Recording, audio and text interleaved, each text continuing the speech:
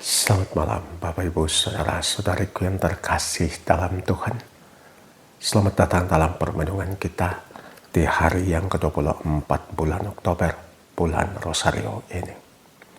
Bacaan pertama ditulis oleh Rasul Paulus kepada jemaat di Efesus, di mana dia menulis demikian. Aku berdoa supaya kalian bersama dengan semua orang kudus dapat memahami betapa lebarnya dan panjangnya, betapa tinggi dan dalamnya kasih Kristus. Juga supaya kalian dapat mengenal kasih itu, sekalipun melampaui segala pengetahuan. Aku berdoa, semoga kalian dipenuhi di dalam seluruh kepenuhan Allah. Dia sanggup melakukan jauh lebih banyak daripada yang dapat kita doakan atau pikirkan, seperti ternyata dari kuasa yang bekerja dalam diri kita. Bagi Dialah kemuliaan di dalam jemaat dan di dalam Kristus Yesus turun-temurun selama-lamanya.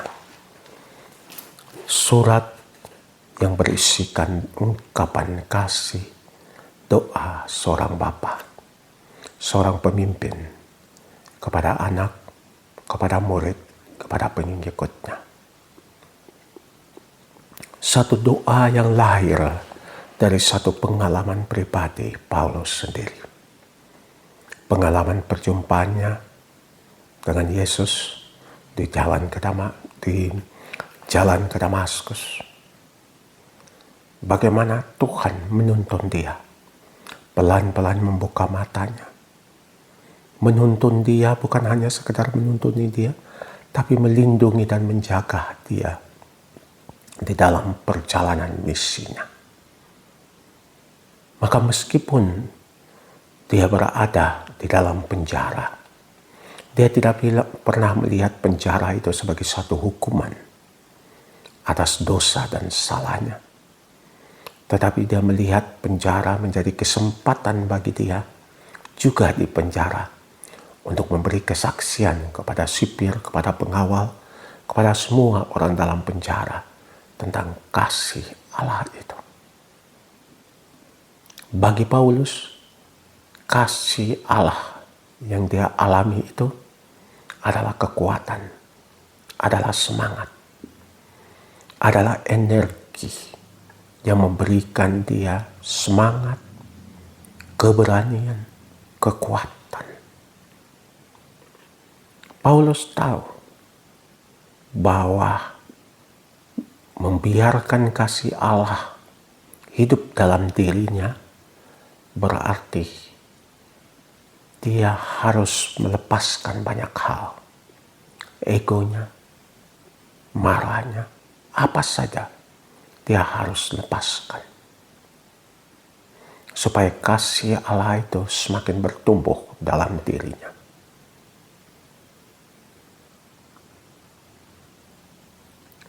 Karena itu, Paulus dari seorang yang sangat sempurna, sangat perfeksionis, bertumbuh menjadi seorang yang penuh kasih, menjadi seorang yang welas asih, dari seorang yang menuntut kesempurnaan, menjadi seorang yang mengerti.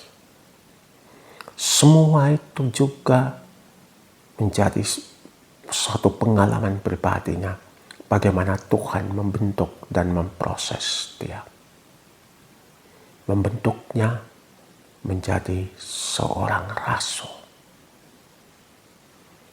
Bapak Ibu saudara-saudariku yang terkasih di dalam Tuhan. Selalu saya tekankan dalam renungan-renungan saya.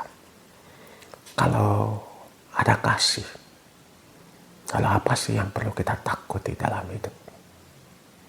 Kalau kita tahu kita itu berharga, lalu untuk apa kita harus membuktikan diri kita?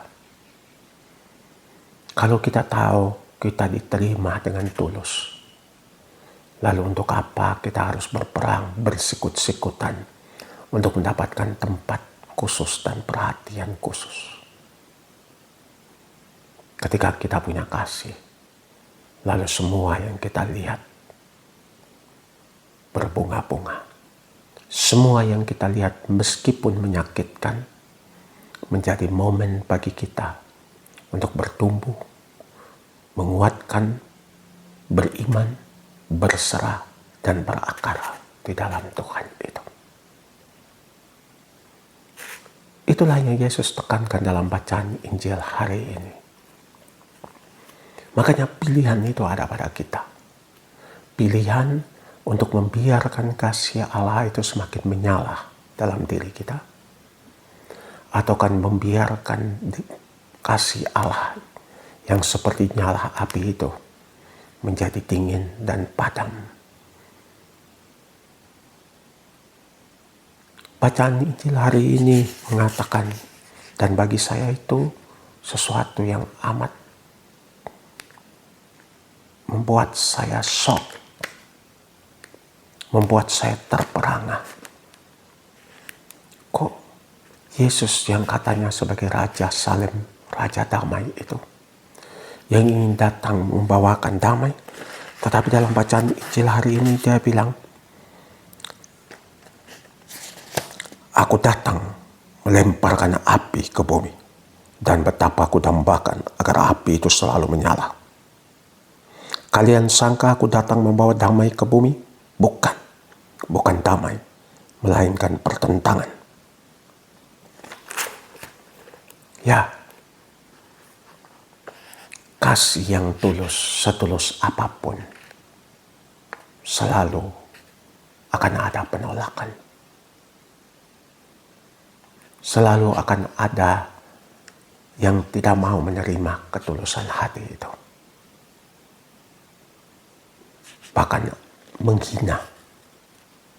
Wah, di zaman ini masih mau peduli sama care.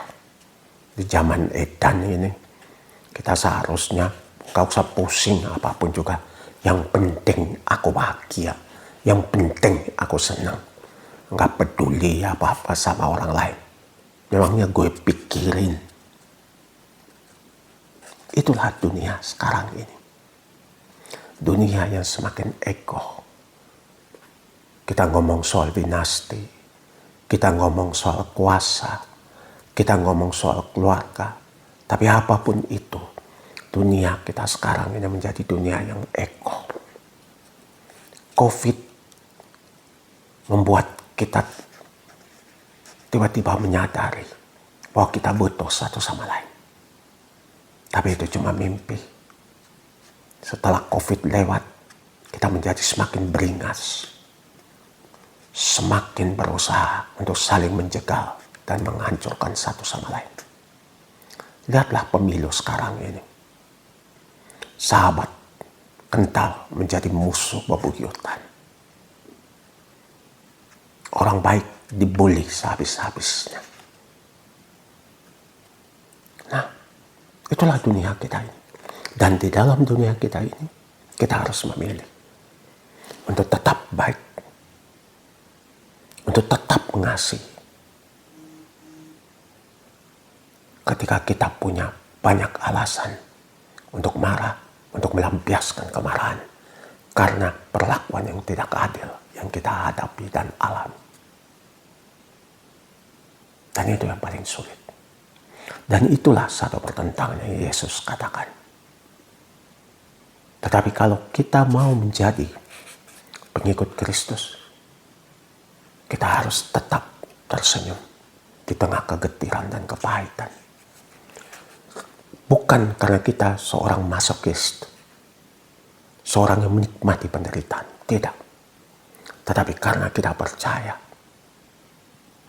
jawaban itu bukan pada saya, pada dia, tetapi pada Sang punya kehidupan itu sendiri.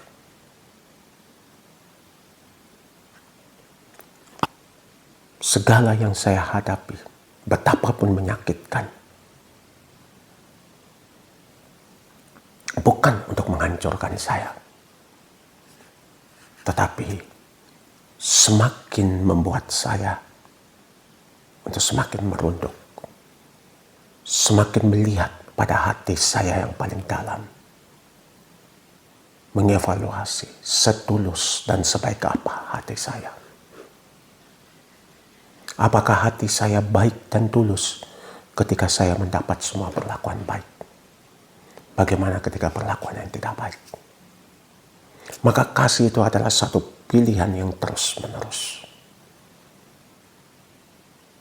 Mari kita bertahan dalam kasih itu. Saya tahu kadang tidak gampang. Saya tahu kadang karena kasih kita diperlakukan seperti sampah, seperti anjing, seperti pengemis saja. Sudahlah. Masing-masing kita menanggung perbuatan kita. Ketika kita diperlakukan jahat dan kita membalas dengan kejahatan, kita sama-sama memetik kutuk itu. Tetapi ketika kejahatan yang ditimpakan kepada kita dibalas dengan kebaikan, dia akan memetik kutuk, kita akan memetik berkat. Pilihan ada pada saudara dan saudari. Semoga Allah dan Bapa yang Maha Kuasa mencurahkan rahmat dan berkat-Nya ke atas kita, supaya kita tetap baik, supaya kita tetap manusia, supaya hati kita jangan dikacaukan oleh perbuatan orang, tetapi hati kita selalu dipenuhi oleh kasih Yesus Kristus sendiri, Bapa, Putra, dan Roh Kudus. Amin.